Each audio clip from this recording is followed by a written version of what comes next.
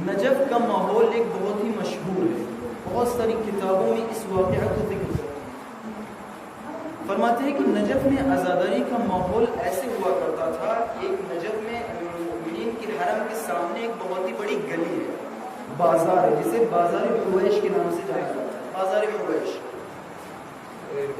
Najaf میں اگر کہیں مجالسیں ہوا کرتی تھی پچھلے زمانے میں، علماء کے زمانے میں، قدماء کے زمانے میں، کیونکہ اس وقت نہ ہی کوئی لاؤڈ اسپیکر تھا، نہ ہی کوئی مائک تھا، نہ ہی کوئی دریا جو آج کے دور میں موجود ہیں، یہ کچھ بھی موجود نہیں تھی۔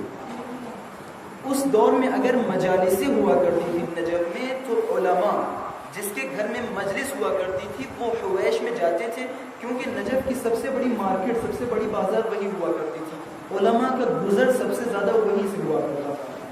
بازار حویش میں جا کے ایک ایک دکان والے، مثلا سبزی فروش ہے، ایک سبزی والے کے پاس، ایک امامی کی دکان والے کے پاس، ایک کتاب خانے کے پاس، ایک ایک دکان پہ جاتے تھے۔ جانے کے بعد کہتے تھے کہ اگر جو بھی تمہارے پاس آج کے دن گراہک آئے اسے یہ کہنا فلاں صاحب کے گھر پہ نماز مغرب کے بعد مجلس ہے،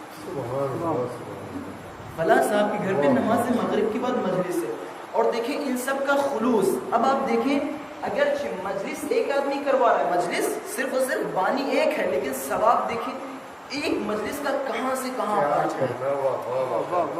ایک کتاب خانے والے کو الگ ثواب، سبزی فروش کو الگ ثواب، کیونکہ وہ کہہ رہا ہے کہ فلاں صاحب کے گھر پہ مجلس ہے، آج آپ کو وہاں پہ حاضر ہونا ہے۔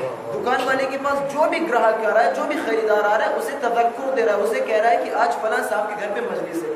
تو دیکھیں ایک مجلس عزا سے کتنے لوگ ثواب کما رہے ہیں۔